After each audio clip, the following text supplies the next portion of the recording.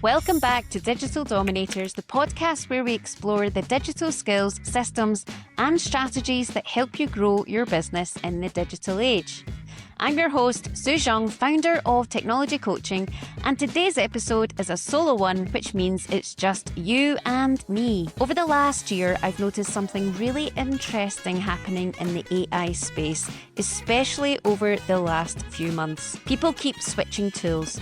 One week, everyone is talking about ChatGPT, then suddenly everyone moves to Claude. Then someone says Gemini is better, then Perplexity enters the conversation. And Copilot is just one that people use in work, is what people are saying. Right now, there's a strange conversation happening online across all aspects of the internet. People are arguing about which AI tool is best. ChatGPT versus Claude, Claude versus Gemini, Gemini versus everything else. And every few weeks, there seems to be a new headline saying that one tool is better than the others for a range of reasons. This one is smarter, this one gives better answers, this tool is terrible now, this platform is the future, this one's too political, the list goes on and on. But after 5 years of teaching businesses how to use AI tools, I can tell you something with a lot of confidence. Most of the time, the tool is not the problem. The real issue is that most people have never been taught how to actually talk with AI. At Technology Coaching, we've been teaching AI tools for over 5 years, ever since we partnered with Facebook in 2019 to deliver AI and automation training to 3,000 people across Scotland. And one thing has become very clear: prompting is a skill that most people have never been taught. They've been given access to incredibly powerful systems, but nobody has ever shown them how to communicate with those systems effectively. So when the answers aren't great, they assume that the tool is bad. And then they switch tools, hoping that the next one will magically solve the problem. In today's episode, I want to unpack why that happens, what prompt engineering actually means in the real world, and how you can start dramatically getting better results from AI tools regardless of what platform that you're using. Because the truth is this: if you don't know how to prompt effectively, switching AI tools will not fix the problem. Before we talk about prompting, it's worth acknowledging the moment we're in right now with AI tools. If you spend any time online, particularly in tech communities, founder spaces, or even on LinkedIn, you'll notice that a lot of the conversation has shifted towards comparing platforms. People are constantly debating which tool is better. ChatGPT versus Claude, Claude versus Gemini, Gemini versus everything else. Every few weeks, a new article appears, a new post that goes viral, saying that one platform is suddenly miles ahead of the others. Someone will say Claude is more thoughtful. Someone else will say ChatGPT is better for business. Then another person will say Gemini is the future because it's connected to Google. Copilot implemented across corporate and industry, people are seeing their workflow change and develop, but not sure how to actually utilize it to their advantage. And very quickly, the conversation becomes about choosing the best AI tool. But something else is happening at the same time. People are also making tool choices based on trust, politics, or where the companies are based. Some people are moving tools because they prefer one company's approach to data. Others are experimenting with different platforms because they've heard someone else say the responses are better. And all of this is completely understandable. When technology moves this quickly, people naturally want to make sure they are using the right platform. But here's the interesting thing. When I work directly with businesses, whether that's through training sessions, workshops, digital clarity calls, or helping them implement digital and AI tools strategically into their business, I see people getting very similar results from all of these tools. Not identical results, because each model has its strengths, but broadly similar outcomes. Which tells me something quite important. The difference between a great AI output And a disappointing one is rarely the tool itself. Much more often, the difference comes down to how that person is interacting with that tool. The quality of the question, the level of the context provided, and the structure of the prompt and the output that you want to receive. In other words, the skill of prompting and prompt engineering. And once you start looking at AI through that lens, the conversation changes completely and the interactions that you have with the tool change dramatically. Because instead of asking which tool is best, the more useful question becomes, how do I communicate with these systems in a way that actually unlocks their capacity and gets them to work for me and not against me? And that's the part that most people have never been taught. So if the tools themselves are broadly capable, why do so many people come away feeling disappointed with AI? Why do we keep hearing things like ChatGPT isn't good anymore, or Claude gives better answers, or Gemini doesn't understand what I'm asking? After working with thousands of people in AI training sessions over the last few years, I've realized something quite simple. Most people approach AI tools the same way they approach a search engine, just like Google. They type a single sentence into the box, hit enter, and then expect the system to figure out everything else. Something like, write a LinkedIn post about leadership, or give me some marketing ideas, or write a blog post about AI. They're quite generic questions. And I don't think that's kind of helped with the way that Meta AI prompts, so what you'll see on Facebook and sometimes Instagram. Underneath a post, you'll see a follow-up question or something that will then allow you to interact with their AI tool. Or even on the TV, where you've got the Samsung ads, and on YouTube, you've got different ads showing people asking basic questions with AI tools. And then when the answers come back really fairly genetic, they immediately assume that the tool is not very good. But if you look at that intersection or that interaction from the perspective of the AI system, the result actually makes perfect sense. The tool has been given almost no context, so it's trying to fill those gaps to work out what it should and shouldn't provide for you. It doesn't know who you are. It doesn't know your audience. It doesn't have the history around you, your business, the environmental, the impact, everything about what makes you, your business, an individual, the human side of it. It doesn't know your tone of voice. It doesn't know your business model. It doesn't know what you're trying to achieve. It's simply been given a vague instruction. So the response it generates is also pretty vague. And that's the moment where people often make the wrong conclusion about the AI tool or just a tool itself. Instead of thinking, maybe I need to give this system more information, they immediately go, this tool just isn't very intelligent. It's hallucinating. It doesn't know what it's it's not right. They're useless. But then they try the exact same prompt in a different AI platform, and the result is still fairly generic. They assume that they just need to switch tools again. And I see this across all tools, not just AI tools. It's because we don't have a fundamental understanding how the tools work. But what hasn't changed is the entire process of what and the way that they're engaging with that AI system.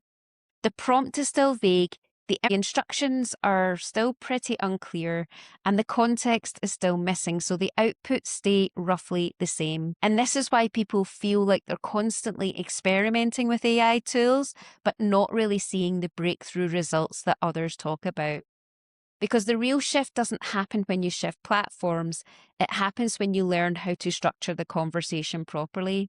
I also see this when people that are using AI tools for free, or they're using the ones that are readily available across the devices or the platforms that they're using. When they're using a free version of any tool, they're getting limited access, and they also may be unaware that they're sharing their own personal information and data to that model, so that language learning model, so that it will then train itself and give that response to other people as well.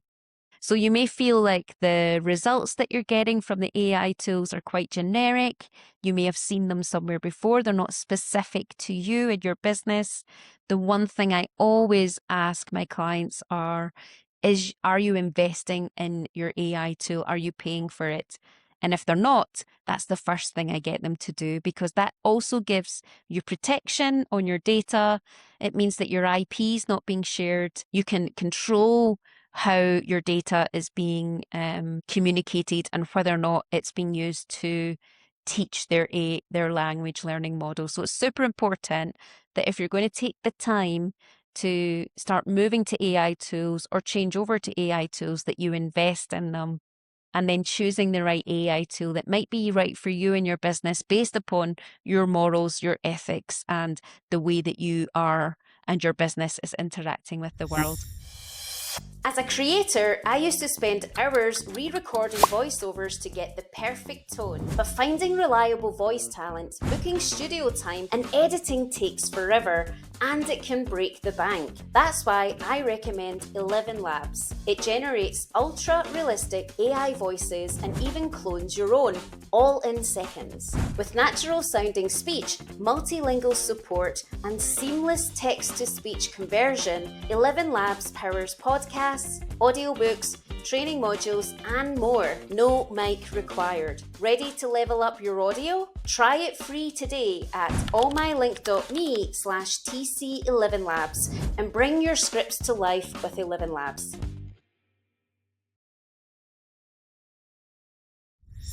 Once you start looking at AI tools through this lens, something interesting becomes very obvious. The real difference between people who get incredible results from AI and people who feel constantly frustrated with it is that it's not the platform that they're using, it's the way that they communicate with it. And this is where the idea or prompting or prompt engineering comes into the conversation. Now, sometimes when people hear the phrase prompt engineering, it sounds very technical, very high level, very like you need a qualification for it. Okay, that engineering, I think, has got something to do with it. It only sounds like something like the developers or specialists should be doing. But in reality, prompt engineering is simply the skill of giving the AI systems clear instructions, context, and direction so it can produce the kind of output that you're actually looking for. And in other words, it's just communication. And if you think about it, we already know this when we're working with humans.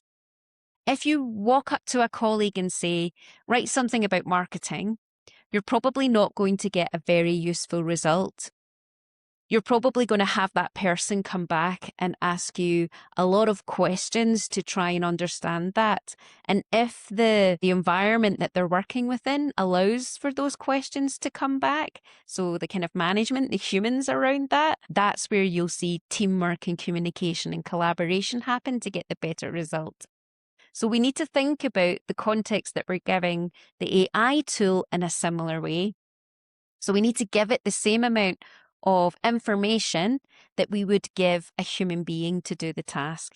But remember, a human being would generally know the environment that it's working within. It might know the company history, the company context, more about you. But again, the AI tool doesn't know that. So if you say something like, write a short LinkedIn post for small businesses or small business owners explaining why email marketing is still important in 2026, keep the tone conversational and include one practical tip, suddenly that prompt becomes much clearer.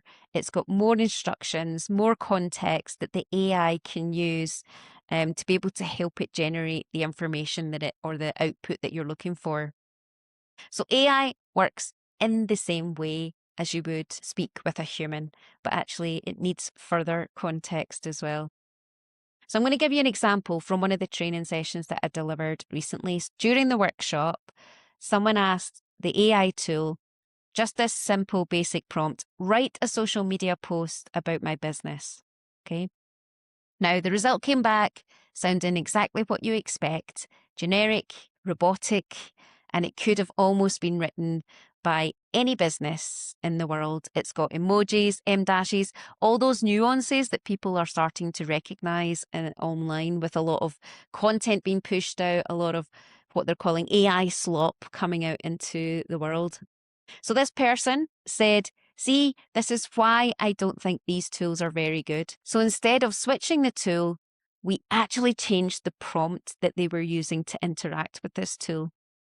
So we added in the context about their business, their audience, the types of clients that they work with, and the tone that they would normally use in their content. And so I should address here that this was somebody with a new AI tool that they're using that they've not trained or given any memory to in the past. Okay, so they had to give it more and more context up front.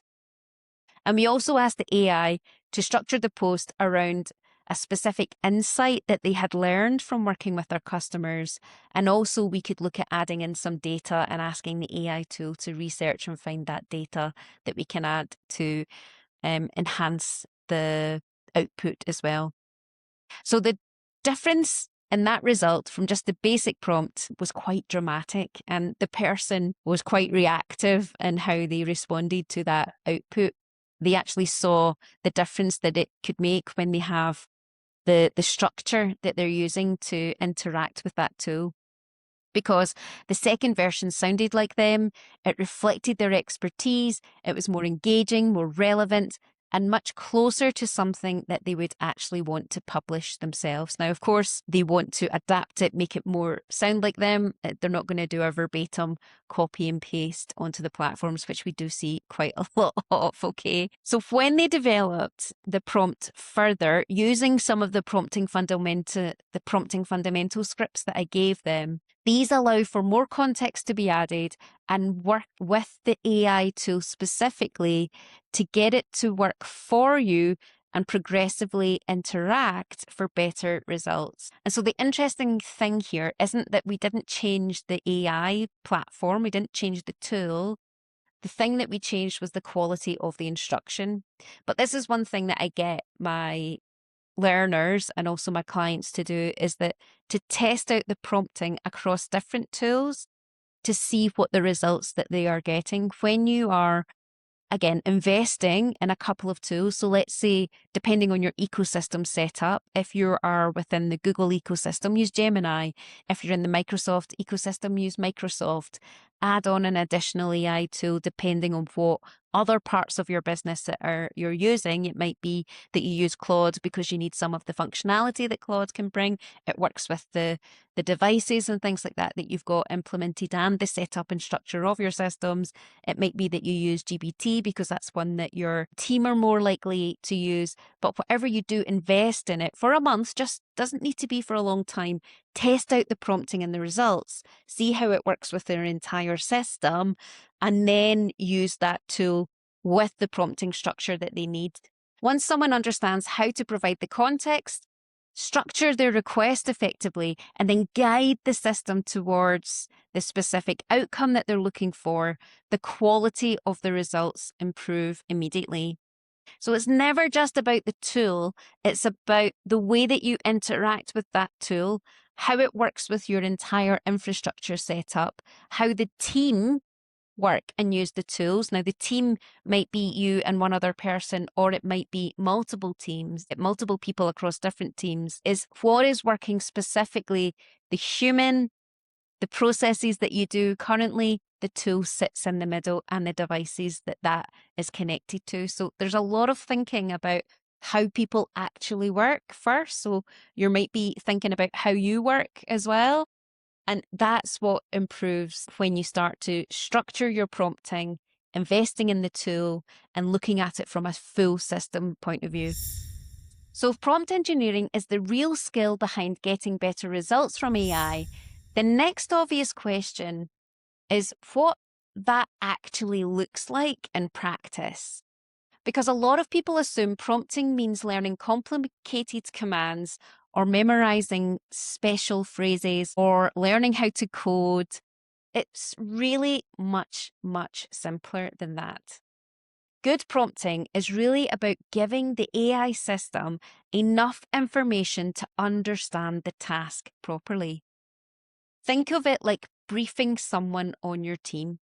If you ask a team member to write a blog post, they'll probably come back with something very general because they don't know what you're trying to achieve. But if you brief them properly, the outcome changes completely. If you get them involved in the process of it, it usually helps them to understand the context and what the output is that you're trying to achieve. So you might say something like, write a blog post aimed at small business owners who are struggling with social media visibility. Keep the tone conversational, around 800 words, and include 2 practical examples they could apply immediately. Include keywords so that it meets the target audience. Do some keyword research prior to writing the blog post. Show me the examples of what keyword research would suit and what the output is, and what is the call to action that we require on this blog post, and what other citations that we could use to backlink to that blog post to other sites. Now, that person writing that will then have a much clearer understanding of the outcome that you're looking for. Now, AI works in the exact same way. Okay, when you prompt effectively, you're usually doing a few key things at the same time. You're providing context, you're defining the role that you want AI to take, you're explaining the task clearly, and you're often giving guidance on the tone or the format.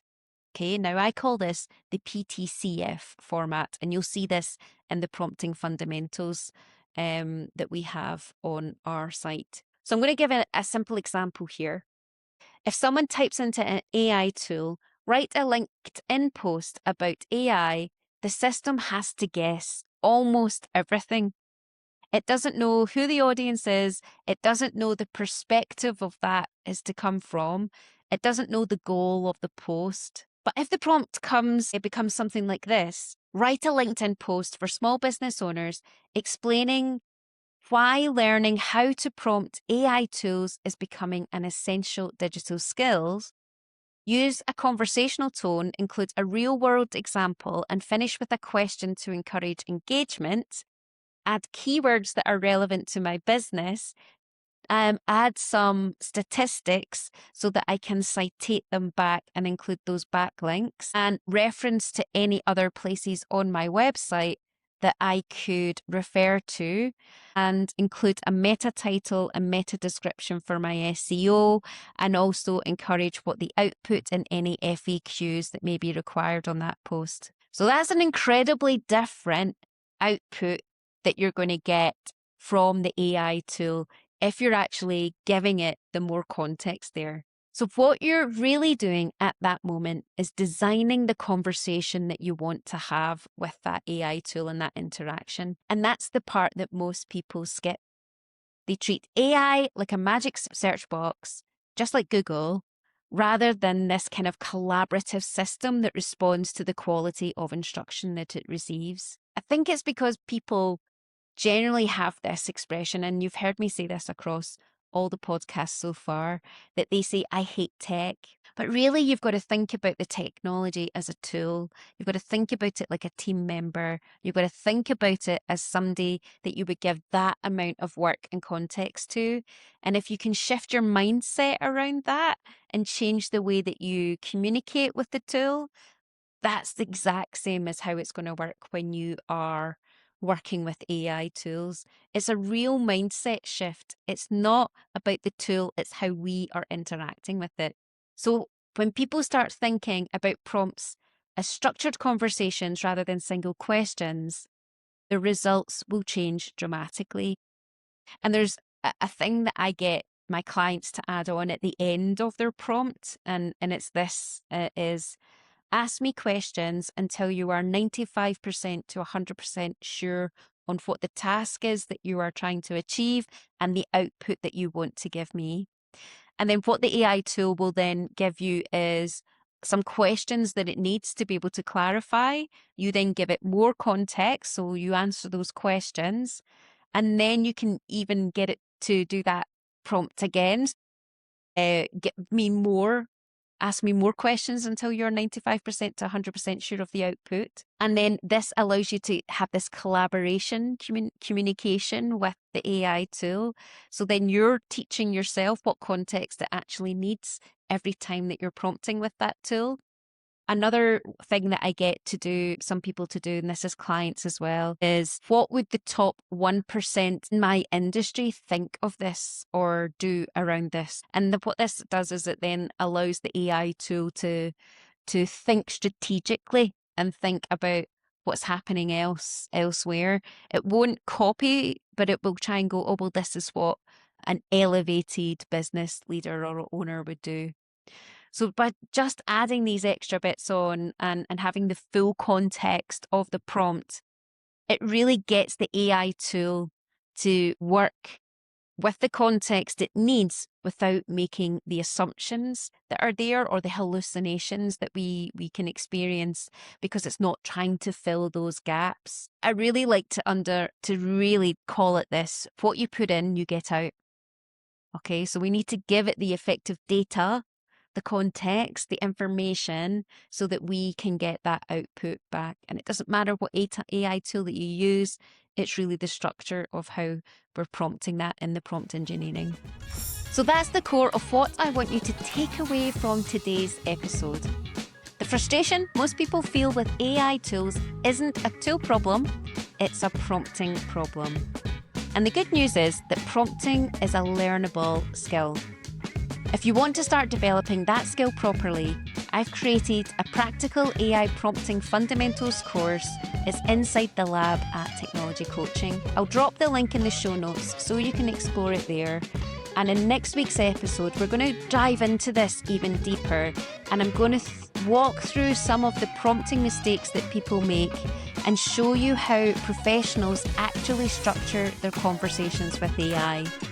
And I'm going to explain why prompting is one of the fast and most important digital skills modern business is. And for those of you that are looking to change or move jobs, or are currently in your job and looking to enhance your experience in that job, prompting fundamentals and how you interact with AI tools is going to be one of those skills that is fundamental in any type of job.